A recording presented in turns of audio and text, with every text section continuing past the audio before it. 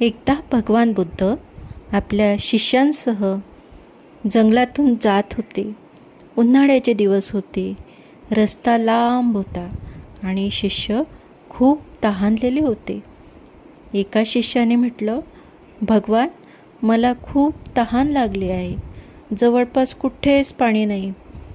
बुद्ध थोडं पुढे गेले आणि एका छोट्या तलावाजवळ थांबले. पण त्या तलावाचं पाणी चिखलाने भरलेलं होतं. कोणीतरी नुकतंच त्यात बैल उतरवला होता. बुद्ध म्हणाले, थांब, पाणी घालवू नकोस, थोडा संयम ठेव. शिष्य गोंधळला, पण काही वेळाने पाण्यातील गढूळपणा हळूहळू खाली बसू लागला आणि काही वेळात पाणी स्वच्छ दिसू लागलं. बुद्ध म्हणाले, आता पाणी प्यावे. शिष्याने पाणी प्यायलं आणि मग बुद्धांनी विचारलं, आता सांग, तू पाणी गढूळ असताना प्यायला गेला असतास तर काय झालं असतं? शिष्य म्हणाला, ते पाणी मला हानिकारक झालं असतं. बुद्ध हसले आणि म्हणाले, आपलं मनसुद्धा असंच असतं.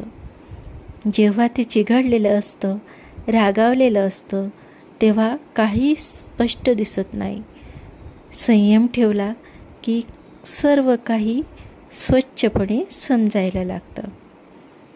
तर आपण ह्या गोष्टीवरून तात्पर्य असं घेऊ शकतो, संयम म्हणजे वाट बघणं नव्हे, संयम म्हणजे योग्य वेळेची वाट पाहत मन स्थिर ठेवणं.